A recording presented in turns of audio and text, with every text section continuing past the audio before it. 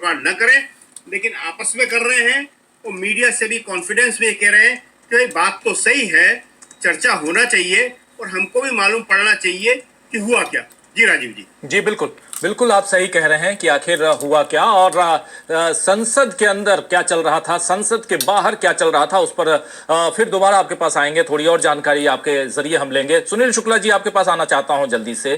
कैसे देखा जाए आज संसद की कार्रवाई, और उसमें भी नरेंद्र मोदी जी इसे विजयोत्सव के रूप में देख रहे हैं। अच्छी बात है, विजयोत्सव होना चाहिए, लेकिन उसका आधार भी तो होना चाहिए, बताना चाहिए कि नहीं, ये जो सीज फायर किया गया है वो हमने, और उस दबाव, हमारे दबाव के कारण पाकिस्तान झुक गया और सीज फायर हमको करना पड़ा, या जो डोनाल्ड ट्रंप 24 बार कह चुके हैं वो उसी को सही माना जाएगा। और इन सब के बीच जानकारियां आखिर पुख्ता क्यों नहीं दी जा रही हैं, जानकारियां सही क्यों नहीं पहुंचाई जा रही हैं? संसद के अंदर भी अगर ऐसा ही होगा तो फिर ये तकलीफ देह है। सुनील जी। धन्यवाद राजीव जी। ये जो संसद में हालात हैं वही ये बता रहे हैं कि जो सरकार दावा कर रही है वो सही नहीं है। अगर जेपी नड्डा साहब ने आज राज्यसभा में जो बात कही कि जिस तरह का ऑपरेशन मोदी सरकार ने किया अतीत में कभी भी नहीं हुआ था, भारत सरकार की ओर से इस तरह का ऑपरेशन कभी नहीं हुआ। प्रधानमंत्री जी संसद में प्रवेश करने के पहले जो उन्होंने पत्रकारों से बात कही कि विजयोत्सव की स्थिति हमारी है। अगर आप विजयोत्सव मना रहे हैं और आप एक ऐसा ऑपरेशन किए हैं जो इतिहास में उदाहरण है, भारत के इतिहास में उदाहरण है, तब तो आप इसको खुले मन से चर्चा कीजिए। जितनी बात विपक्ष कह रहा है उससे ज्यादा आप चर्चा करने के लिए तैयार हो जाइए। आप खुद प्रस्ताव लेकर के आइए कि नहीं नहीं हम चर्चा करेंगे आपके साथ बैठ करके। 1971 की लड़ाई के बाद, बांग्लादेश के गठन के बाद, क्या विपक्ष ने मांग किया था क्या इंदिरा गांधी से चर्चा कराने के लिए?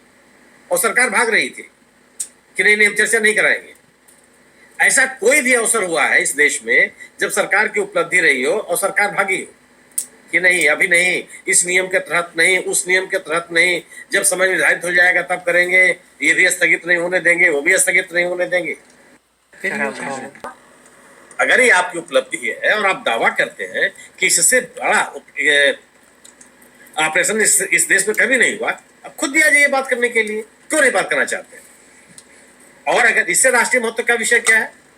विपक्ष कह रहा है कि ऑपरेशन सिंदूर और पहलगांव की घटना को लेकर चर्चा होनी चाहिए। क्यों नहीं चर्चा होनी चाहिए? राष्ट्रीय सुरक्षा का सवाल है, राष्ट्रीय अस्मिता का सवाल है, देश के लोगों में सुरक्षा के भाव का मुद्दा है, राष्ट्रीय संप्रभुता का विषय है। एक प्रधान, जितने साल से मोदी जी प्रधानमंत्री नहीं है उससे दुगनी बार कम से कम राष्ट्रपति ट्रंप इस बात को रिपीट कर चुके हैं। और एक भी भारतीय जनता पार्टी का नेता सरकार की तरफ से नाम लेकर के किसी व्यक्ति ने नहीं कहा कि ट्रंप गलत कर रहे हैं। ये सामान्य बात तो नहीं है। आपको एक ही बात करनी, या तो आप कह दीजिए कि ट्रंप साहब ने जो हस्तक्षेप किया उन्होंने बीच बचाव किया, हम दोनों लोग मान गए, और ये आप या करके फ्लोर पे कहिए कि नहीं जो ट्रंप कर रहे हैं वो गलत है, ट्रंप साहब की कोई भूमिका नहीं है। आप दोनों बातें हैं कि जो सरकार कह रही है उसमें दम नहीं है। सरकार विपक्ष का सामना करने के लिए तैयार नहीं है। आज विपक्ष की ताकत है, विपक्ष इतनी बड़ी संख्या में है कि वह अपने तथ्यों के साथ, अपने आंकड़ों के साथ, अपनी बातों के साथ वो सदन में उपस्थित है। अब तो नहीं बात करेंगे। और जो आपने गौरव गोगोई का बयान सुनवाया, आप एजेंडे में नहीं शामिल करने के लिए तैयार है। बिजनेस एडवाइजरी कमेटी के बैठक में आप इस विषय में बात करने के लिए तैयार नहीं है। तो ये आप सरकार बुरी तरह से फंसे हुई है। ये बिल्कुल दो ऐसे विषय हैं जिस पर सरकार बोलने की स्थिति में नहीं है। पर जो बड़े सवाल होते हैं, जिन सवालों को विपक्ष बिजनेस एडवाइजरी कमेटी में उठाता है, जब प्रधानमंत्री सदन में आते हैं तो उसको जो बाहर बोलते हैं तो उन विषयों को बोलते हैं। वो इस बात पर नहीं कहता कि मानसून मुद्दा हुआ, जलाशय भर गए। वो नहीं बताते हैं कि हमारे सैनिक उपकरणों का उत्पादन इतना बढ़ गया है और दुनिया के पैमाने पर कोई बात ही नहीं कर रहा है। ये किसने कहा कि हम जो हमारे सैन्य उत्पाद है वो उसमें हम बहुत पिछड़ गए हैं? कोई बात नहीं, किसी ने नहीं कही। जो लोगों के बीच में विषय है, जो चर्चा का विषय, आप उसकी बात करें। जितने विषय विपक्ष ने उठाए हैं आप उस पर आगे आश्वासन देते हैं कि हम इस पर चर्चा करेंगे। और ये जो बात नड्डा साहब ने कही कि आप कौन होते हैं कहने वाले कि जो मैं कहूंगा मेरे रिकॉर्ड पे जाएगा, सदन आप चलाएंगे। और यह उनका वक्तव्य बताता है कि सदन को या संसद को किस रूप में ले जाना चाहते हैं, विपक्ष के लिए कितना स्थान बचा हुआ है। ये सरकार केवल और केवल अपने एजेंडे को लागू करने की कोशिश करेगी, लेकिन विपक्ष के सामने उसका टिकना मुश्किल है। विपक्ष मजबूत है कम से कम, और विपक्ष के द्वारा उठाए जा रहे सवालों से सरकार बच नहीं सकती। पहले दिन आज अगर अब कितने देर तक प्रधानमंत्री जी बैठे, आप टुकड़े टुकड़े में चल करके पूरे दिन सदन की कार्रवाई स्थगित कर देंगे। अगर आप सदन चलाना चाहते हैं तो स्वाभाविक सी बात है कि जो विपक्ष सवाल उठा रहा है उसका जवाब दे दीजिए। आप क्यों भाग रहे हो? सदन का स्थगित किया जाना विपक्ष द्वारा उठाए जा रहे सवालों से सरकार का भागना है। सदन का स्थगित किया जाना गोया कि विपक्ष के द्वारा उठाए गए प्रश्नों का जवाब सरकार के पास नहीं है। सदन का स्थगित किया जाना जो विषय राष्ट्रीय महत्व के विषय चर्चा के लिए होने चाहिए उन विषयों से सरकार का भागना है। अन्यथा क्यों सदन की कार्रवाई स्थगित की जाएगी? अगर अगर अगर सभापति जी और स्पीकर साहब ये कह रहे हैं कि सरकार चर्चा करने के लिए तैयार है, तो विपक्ष तो चर्चा ही मांग रहा है, फिर आप उस विषय को क्यों लागू करना चाहते हैं? आप बार बार आप स्पीकर साहब कह रहे थे कि सरकार हर विषय पर चर्चा करने के लिए तैयार है, तो चर्चा करें। विपक्ष तो कह रहा है कि नहीं, हमको प्रश्नकाल की जरूरत हमको नहीं है। आप प्रश्नकाल को स्थगित करके इस पर चर्चा कीजिए, और आप खुद भी कह रहे हैं कि हम चर्चा करने के लिए तैयार हैं, तो फिर संघर्ष कहाँ है? संघर्ष केवल है कि आप जो कह रहे हैं वो अलग है, जो करना चाहते हैं वो आप अलग है। विपक्ष के सवालों का जवाब आपके पास नहीं है। आप उन विषयों से भागने की कोशिश कर रहे हैं जो सरकार के सामने विपक्ष उठा रहा है जी। और यह जो आज का जो पहला दिन जो सरकार का रवैया समझ में आया, यह जरूर है कि ये शुभ संकेत नहीं सर। यह विपक्ष के सवालों का सरकार सामना कर पाएगी, इसमें उसको लेकर के संदेह है। बड़े सवाल हैं और उन सवालों की जवाबदेही सरकार पे बनती है। और इन सवालों के प्रति सरकार कितना गंभीर है, ये परंपरा में है कि जब सदन की कार्रवाई, संसद की कार्रवाई चल रही होती है तो केंद्रीय मंत्रिमंडल के सदस्य और प्रधानमंत्री विशेष रूप से विदेश का दौरा नहीं करते, दिल्ली राजधानी छोड़ के नहीं जाते। आप ये प्रधानमंत्री जी 2 देशों 3 देशों की यात्रा पर निकल गए, ये तो परंपरा कभी नहीं रही। और यह इतना बड़ा सवाल है, देश की सुरक्षा के विषय पर विपक्ष आपको नोटिस दे रहा है, उन विषयों पर चर्चा करने के बजाय विदेश चले जाए, यह किस बात का प्रमाण है? ये इस बात का प्रमाण है कि सरकार विपक्ष के सवालों का जवाब देने के लिए तैयार है।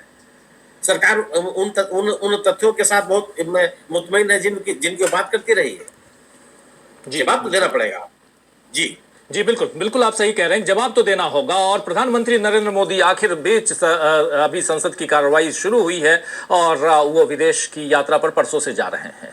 परसों यानी 23 तारीख से जा रहे हैं और 26 तारीख को लौटेंगे। 2 देशों की यात्रा उनकी है, पहले ब्रिटेन जाएंगे, उसके बाद इधर मालदीव।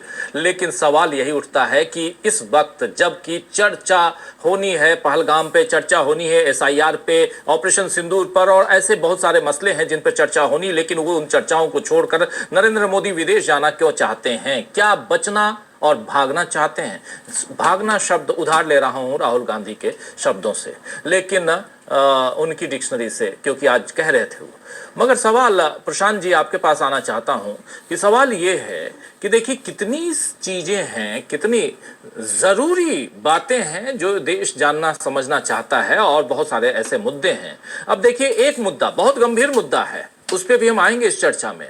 एनफोर्समेंट डायरेक्टरेट, आज आप लोगों ने सुना होगा कि कर्नाटक के एक केस, मुडा वाले केस में, मुडा का जो केस है जिसमें सिद्धारमैया की पत्नी का नाम बार बार जोड़ने की बात है, और उसको लेकर ईडी सीधे सुप्रीम कोर्ट पहुंच गई।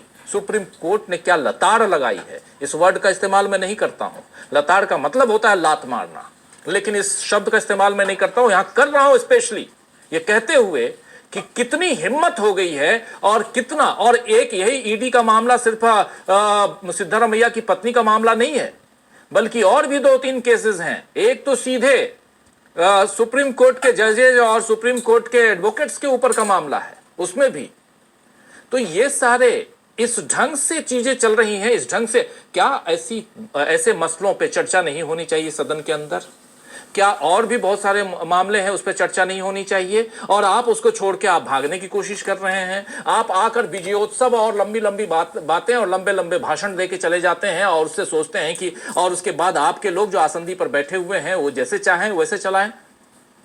12 बजे तो 2 बजे और 11 बजे कर लें। प्रशांत जी,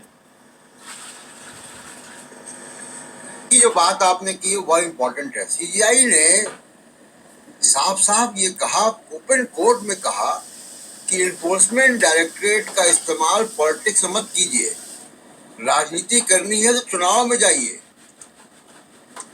और सुप्रीम कोर्ट को राजनीति का अखाड़ा मत बनाइए। ये उन्होंने तुषार मेहता सरकार के वकील से कहा, जो पहुंच गए थे वहां सिद्धरामैया की पत्नी के मामले को लेकर। तो बहुत साफ सुप्रीम कोर्ट का ऑब्जर्वेशन है, चीफ जस्टिस का ऑब्जर्वेशन है कि ईडी पॉलिटिकल वेपन की तरह इस्तेमाल होती है, उसका मतलब यही है।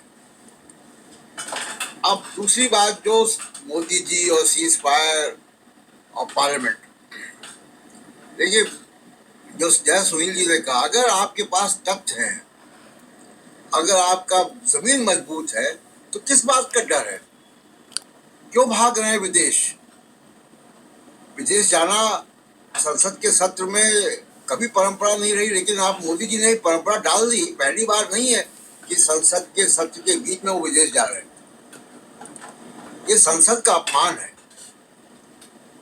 और राष्ट्रीय सुरक्षा पे अगर आप चर्चा नहीं करना चाहते हैं, तो इसका मतलब है कि राष्ट्रीय सुरक्षा आपकी प्राथमिकता में नहीं है।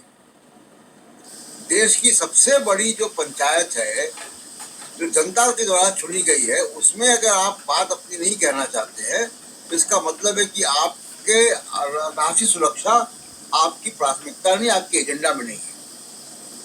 अब जो जेपी नड्डा जी ने बात कही है कि इतिहास में कभी ऐसा नहीं हुआ जैसा मोदी जी ने कर दिया। 71 की बात पे भी आऊंगा, लेकिन पहले तो उन्हीं की सरकार, वाजपेयी जी की सरकार, करगिल युद्ध था, और करगिल युद्ध में 4 जुलाई को पाकिस्तान ने, नवाज शरीफ ने सीज फायर अनाउंस किया था, और 20 दिन के अंदर वो विड्रॉ हुआ था। पाकिस्तान के सैनिक भारत की सीमा से और एलओसी के अंदर से बाहर गए थे 20 दिन के अंदर। और अमेरिका ने शर्त रखी थी, अमेरिका को उन्होंने अप्रोच किया था, क्लिंटन उस वक्त प्रेसिडेंट थे, उन्होंने शर्त रखी थी कि आप पहले पूरा विड्रॉल कीजिए, फिर बात करूंगा। कि हमने मध्यस्थता की। और जो ऐतिहासिक बात है, 1971 की लड़ाई, जनरल नियाजी के दस्तखत कर रहे हैं लेफ्टिनेंट जनरल जगजीत सिंह अरोड़ा के सामने, 93,000 पाकिस्तानी सैनिकों ने सरेंडर किया। भारत की दुनिया के इतिहास में ऐसी मिसाल नहीं है भाई। और उस वक्त तो किसी ने नहीं कहा, किसी ने सीज फायर का दावा नहीं किया था। वो थी भारतीय सेनाओं की और भारत की मजबूती का एक सबूत। और अभी ट्रंप 24 बार कह चुके हैं, और केवल सीज फायर की बात नहीं कह रहे, तो ये भी कह रहे हैं कि 5 जहाज गिर गए। और इस बात को दबे छुपे शब्दों में सेना के जनरल्स भी एक्सेप्ट कर रहे हैं, मान रहे हैं कि उनका नुकसान हुआ है। एक नहीं 2-3 बार किया है। तो ये अगर आपको इतनी बड़ी विजय हासिल हुई है, तो आप आके साफ साफ जवाब दें। और इसका पूरा प्रोसेस, प्रक्रिया जो है सीज फायर की, मीडिया में आई, ट्विटर के माध्यम से आई। आपके अनाउंसमेंट से पहले ट्रंप ने अनाउंस कर दिया, आधे घंटे पहले अनाउंस कर दिया उसने, अमेरिकी राष्ट्रपति ने। तो ये सब आपको संसद को बताना पड़ेगा ना, किसने किसको फोन किया, कब हुआ, कैसे हुआ, और ये ट्रंप क्यों बोल रहे हैं, और ट्रंप बोल रहे हैं तो गलत बोल रहे हैं, आप पार्लियामेंट में आके कहें। संसद के बाहर, संसद की बिल्डिंग के चेंबर के बाहर आप मीडिया के सामने मोनोलॉग कर रहे हैं, आप मन की बात कर रहे हैं। ये मन की बात करने का फोरम नहीं है संसद। संसद जो है वो चर्चा का विषय है, चर्चा का फोरम है। वह कानून पास होते हैं, वह राष्ट्रीय मुद्दों पर बहस होती है, देश की जनता जानना चाहती है। और 230 मेंबर हैं जो कि विपक्ष के हैं। तो सरकार के पास अगर मजबूती होती, तो सरकार जो है वो जन तन के खड़ी होती संसद में। और मोदी जी ने एक बात और कही कि सेना का सम्मान, कितना सम्मान सेना का, आप ही की पार्टी का, बीजेपी का मेंबर और मंत्री विजय शाह भारतीय सेनाओं की संयुक्त प्रवक्ता कर्नल सोफिया कुरैशी को आतंकवाद की बहन बता रहा है और आप उसको संरक्षण दे रहे हैं। कितना सम्मान है सेनाओं का भाई आपके दिल में? कैसे वो बीजेपी में है, कैसे वो मंत्री है? तो ये दोहरी बात जो है, और जनता इतनी समझदार है, जनता जानती है कि ये क्या बात कर रहे हैं और क्या नहीं कर रहे हैं। और हम सब जानते हैं, अभी बहुत चर्चा हो रही है बिहार की, SIR की और सब की, इसकी भी चर्चा हम लोग करेंगे बाद में, कि आप चुनाव जीत कैसे रहे हैं। जनता सब देख रही है कि आप ही का मंत्री भारतीय सेनाओं को अपमानित कर रहा है जी। और आप भाषण दे रहे हैं वहां पर खड़े होके। आपको भाषण देने का क्या नैतिक अधिकार है, जब तक कि विजय शाह जैसा व्यक्ति जो है वो आपके मंत्रिमंडल में और आपके सदस्य है बीजेपी का। और एक आखिरी बात, जो केक की बात है, काफी बातें लेकिन करूंगा बाद में जी। केक की बात। 83 साल के हो गए खड़गे साहब, अभी भी एक्टिव है पॉलिटिक्स में। कांग्रेस के अंदर उनका सम्मान है, अथॉरिटी है, दिखाई दे रहा है वीडियो में। और मोदी जी के ऊपर 75 साल में रिटायरमेंट की तलवार अटकी हुई है।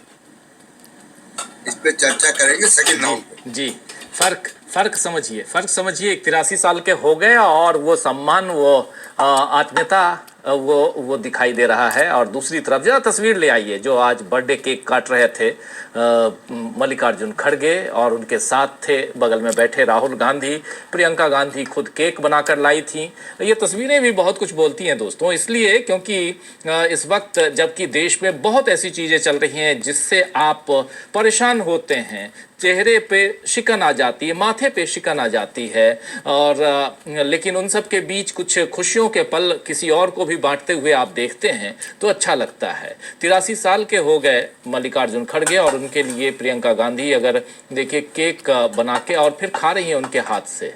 ये छोटी मोटी बात नहीं हो सकती, बहुत बड़ी बात हो सकती है, इसलिए क्योंकि बीजेपी ने दलित के नाम पर राहुल गांधी को यहां घेरने की कोशिश की थी पिछले चुनाव से पहले। और आज देखिए, और मल्लिकार्जुन खड़गे के हाथ का पानी नहीं पीते हैं, पानी इधर, ये सारी बातें हुई थी। लेकिन अब यहां परिस्थितियां दूसरी दिखाई दे, इसलिए परिस्थिति की बात नहीं, उस समय वो बात गलत थी, और जो सच्चाई है वो उस कल भी थी, सच्चाई आज भी है, यही यहाँ पे रख रहा था। लेकिन आना चाहता हूँ, आगे बढ़ें, डॉक्टर प्रकाश हिंदुस्तानी जी के पास आते हैं। प्रकाश जी, जरा आपके पास, और बहुत कुछ चर्चा हम कर रहे हैं संसद के इस कार्रवाई को, और इस पूरे 1 महीने को किस रूप में देखा जाए। क्या हंगामेदार, वैसे ही जैसा पहले हुआ है, बजट सेशन हमने देखा, उससे पहले शीतकालीन सत्र देखा, नए साल में नया जो ये सरकार नई बनी उसमें सब कुछ हमने लगभग एक साइकिल पूरा कर लिया है। पिछले साल 2024 में नई सरकार बनी, उसके बाद मानसून सेशन, उसके बाद विंटर, फिर बजट, उसके बाद फिर मानसून में हम आ गए हैं। इसलिए भी क्या वही हंगामेदार की हम उम्मीद करें? इतना लंबा आपका भी अनुभव रहा है, और क्यों आखिर यहाँ सरकार जो है वो पहलगाम या ऑपरेशन सिंदूर से भागना चाहती है, उसी ढंग से जैसे मणिपुर से भाग रही थी? कारण क्या हो सकता है? राजीव जी, जिस तरीके से सरकार जवाब देने से बचना चाहती है वो बड़ा शंकाओं को जन्म देता है। प्रधानमंत्री जी को चाहिए था कि मौसम की बात नहीं करते, सबको पता है कि मौसम कैसा है। अखबारों में बहुत खबर विज्ञापन छपे कि हमारे सुरक्षा उत्पादन में क्या क्या हम कर रहे हैं, हम कितना एक्सपोर्ट कर रहे हैं, बहुत कुछ आ चुका है। प्रधानमंत्री जी को जो काम करना था, सदन में रहना था, वो नहीं है। प्रधानमंत्री जी को पूरे सत्र के दौरान रहना है, लेकिन वो विदेश जा रहे हैं। प्रधानमंत्री जी अपनी ड्यूटी का निर्वहन नहीं कर रहे हैं, वे तनख्वाह ले रहे हैं लेकिन काम नहीं कर रहे हैं, ये बात स्पष्ट है। दूसरी बात, यही बात स्पीकर महोदय के बारे में भी कही जा सकती है। स्पीकर महोदय को जो काम करना चाहिए वो नहीं कर रहे हैं, और जेपी नड्डा को जो काम नहीं करना चाहिए वो घोषणा वे कर रहे हैं।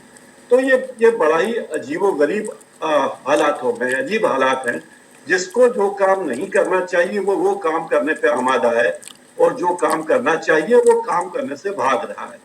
और बार बार ट्रंप कहते हैं, एक बार तो बोलते प्रधानमंत्री जी कह रहे हैं बकवास है या गलत है, उनका सम्मान करते हुए श्री लगा देना नाम के आगे, मिस्टर प्रेसिडेंट लगाने की वो गलत है, इतना ही बोल दें, लेकिन उस बारे में कुछ बोलना नहीं चाहते।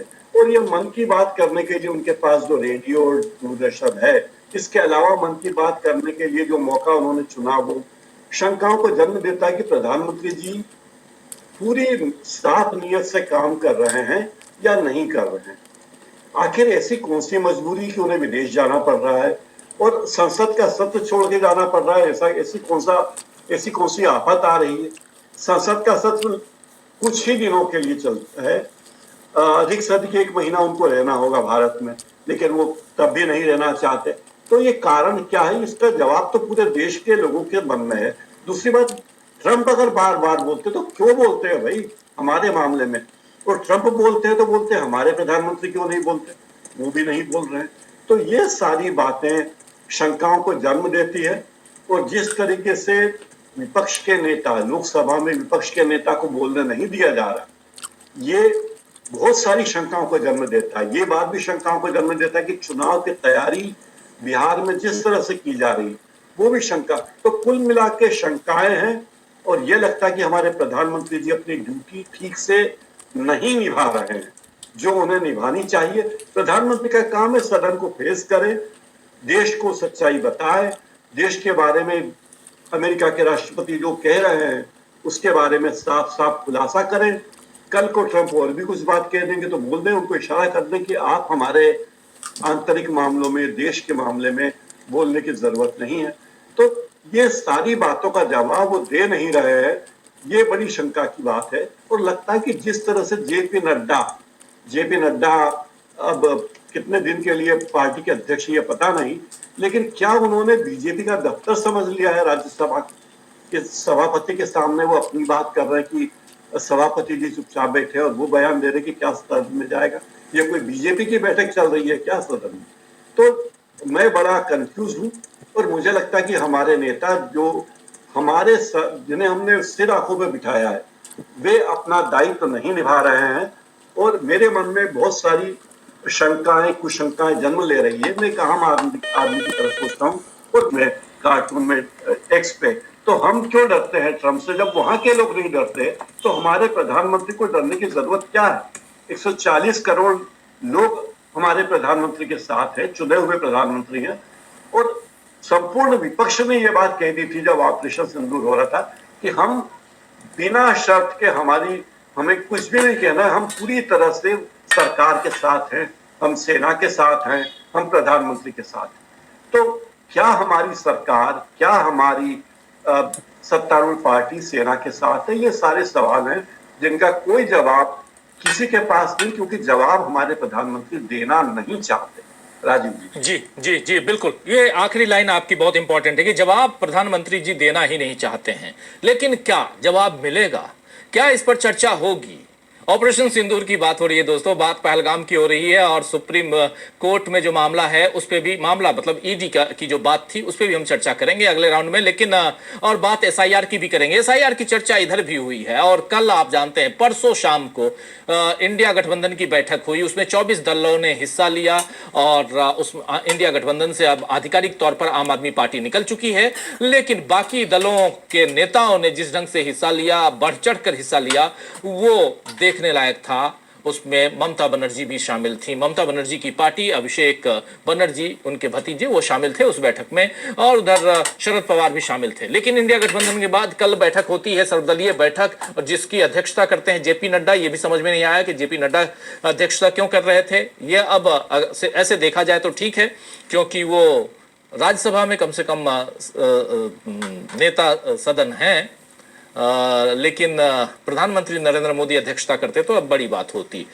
मोदी जी क्यों भाग रहे हैं? अमलेंदु उपाध्याय जी, मोदी जी आखिर बचना क्यों चाहते हैं? और ऐसे मसले, चाहे मणिपुर की घटना हो, चाहे कोई भी देश पर आपदा वाली बात हो, या जब सदन बैठती है और इसी संसद की 2, 3, 4 स्पेशल सेशन बुलाने की बात होती रही इसी ऑपरेशन सिंदूर के दौरान, और उसके बाद लगातार मांग होती रही, लेकिन नहीं माने नरेंद्र मोदी। अब मानसून सेशन को विजयोत्सव के रूप में कह रहे हैं। बहुत अच्छी बात है, विजय उत्सव मनाइए, लेकिन इस देश की जनता को यह भी तो पता होना चाहिए कि आखिर विजय मना किस लिए रहे हैं, हमने क्या किया है, और किया है फिर बताइए, खुलेआम बताइए, गर्व होगा। जितना हमने सुना है उससे ज्यादा बताइए।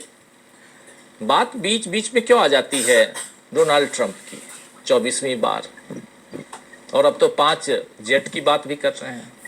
किसके हैं वो विमान, भारत के या पाकिस्तान के? अमलेंदु जी। With Lista chart, you can clearly communicate.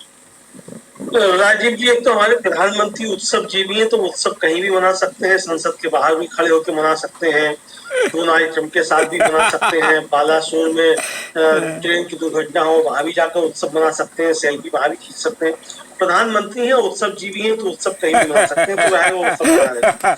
लेकिन राजीव जी, एक जो महत्वपूर्ण बात है, वो महत्वपूर्ण बात यह है कि प्रधानमंत्री क्या ये कहना चाहते हैं या ये कहने का साहस नहीं जुटा पा रहे हैं कि भाई, एक तो जेपी नड्डा साहब ने जैसे कहा कि अब तक जो जैसा किया, मतलब मोदी जी के समय में ऐसा अब तक कभी नहीं हुआ। बहुत अच्छी बात है, ऐसा अब तक कभी नहीं हुआ। तो क्या भारत जो है वो पीएको को लेना नहीं चाहता है? क्या जेपी नड्डा साहब या मोदी जी ये कहना चाहते हैं? क्योंकि हमारी सेना तो राजीव जी पीओके पे कब्जा करने आ रही थी। अगर 2 दिन और चलता ये मामला और ऑपरेशन सिंदूर 2 दिन और चलता तो पीओके भारत का हिस्सा होता। लेकिन सरकार ने दबाव डालकर सीजफायर की घोषणा करा दी, और ये तो सेना के अफसर कह रहे हैं, खुलेआम कह रहे हैं, विदेश में जाकर कह रहे हैं कि भाई जो हमारा राजनीतिक नेतृत्व है उसके दबाव में हमको सीजफायर करना पड़ा। यानी सीजफायर सेना ने नहीं किया, राजनीतिक नेतृत्व ने किया। और ये भी कहा कि भाई सेना जो है हमारी यहाँ अनुशासन में बंधी हुई है, तो राजनीतिक नेतृत्व जो आदेश देता है उसको स्वीकार किया जाता है। सेना के अफसर ने ये बात कही। तो क्या प्रधानमंत्री भारतीय जनता पार्टी जो है वो पीओके वापस लेना नहीं चाहते हैं पाकिस्तान से? तो ये खुलकर कहे अगर लेना नहीं चाहते हैं, वरना फिर सीजफायर कराए क्यों था? तो मुझे लगता है राजीव जी है कि एक तो प्रधानमंत्री जो सवालों के जवाब देते भी नहीं है, देना भी नहीं चाहते, और जवाब देंगे तो देंगे क्या? समस्या ये भी तो है ना। मान लीजिए अगर उन्हें घसीटकर या किसी भी तरीके से ले भी आया जाए संसद में, कि प्रधानमंत्री संसद में आ जाए और इस मसले पर चर्चा भी हो, तो प्रधानमंत्री जवाब क्या देंगे? सिवाय यही कहने के कि बहुत उत्सव मनाने की बात है, इस बार वर्षा अच्छा हुई है, हमने जब अपने जहाज भेजे थे तो आसमान में जो थे बादल थे, यही सब बताने के अलावा प्रधानमंत्री संसद में बताएंगे क्या आपको? तो संकट प्रधानमंत्री के सामने बहुत ज्यादा है राजीव जी।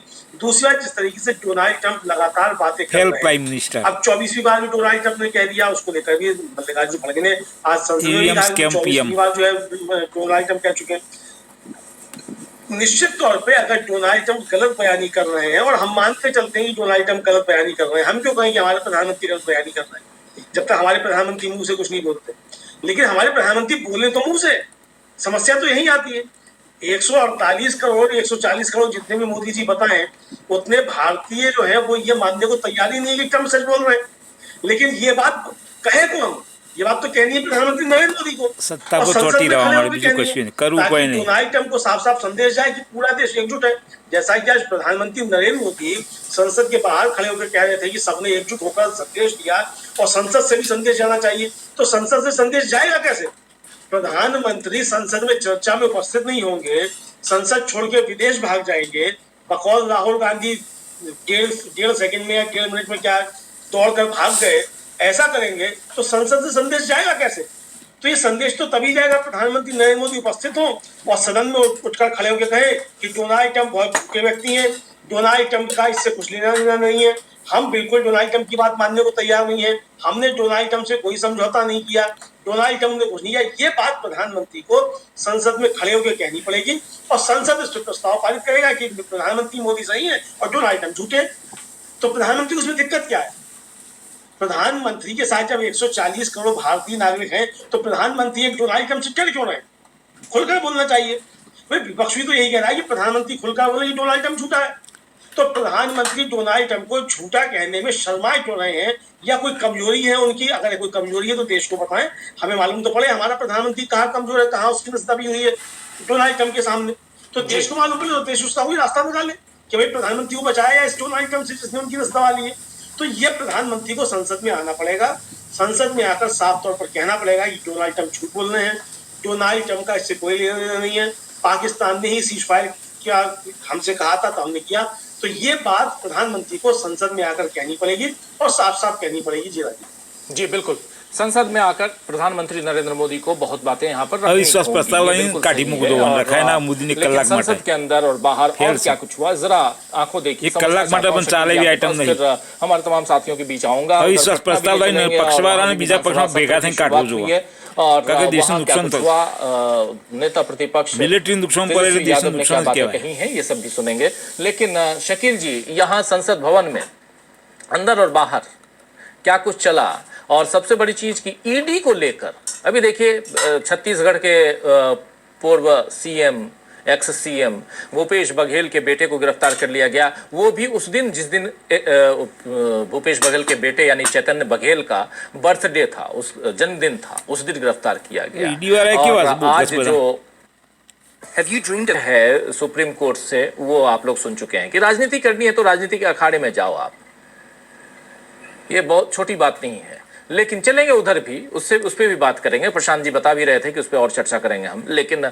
संसद के अंदर आखिर क्या सचमुच ऐसा माहौल था कि संसद की कार्रवाई नहीं हो सकती और दूसरी चीज कि क्या सचमुच विपक्ष हंगामा करता है कोटेड हंगामा विपक्ष के हंगामे के कारण यह हंगामा कौन कर रहा है विपक्ष कमीशन ईडी भी है फेल से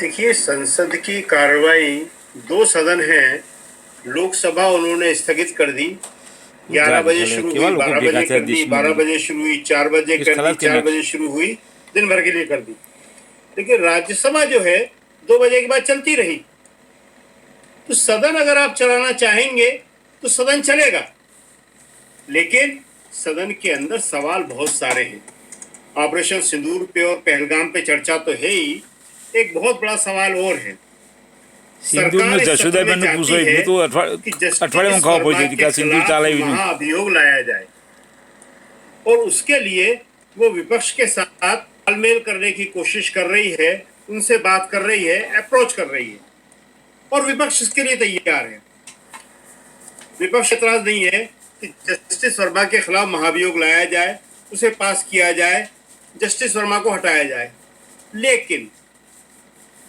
विपक्ष का कहना है कि जस्टिस वर्मा के साथ जस्टिस शेखर यादव के महाभियोग पर भी बात की जाए सरकार इसके लिए तैयार नहीं है सरकार बहुत बुरी फंस गई है सरकार चाहती है कि वर्मा के खिलाफ कार्रवाई हो जाए विपक्ष कहता है बिल्कुल होना चाहिए विपक्ष कहता है कि जस्टिस शेखर यादव के खिलाफ क्यों नहीं जस्टिस शेखर यादव का राजीव जी आपको याद होगा इलाहाबाद हाई कोर्ट के हैं जी एक बहुत ही सांप्रदायिक बयान उन्होंने दिया था विश्व हिंदू परिषद के कार्यक्रम में गए थे उन्होंने कहा था कि ये देश जो है बहुमत के आधार पर चलेगा उन्होंने एक समुदाय विशेष के खिलाफ बोला था ये सवाल बहुत बड़ा है और सरकार को इस पे फैसला लेना पड़ेगा क्योंकि सरकार जस्टिस वर्मा के मामले में बहुत बुरी तरह फंस गई है लेकिन एक बात बताइए शकील जी एक बात बताइए 145 ये सुनने में आ रहा है कि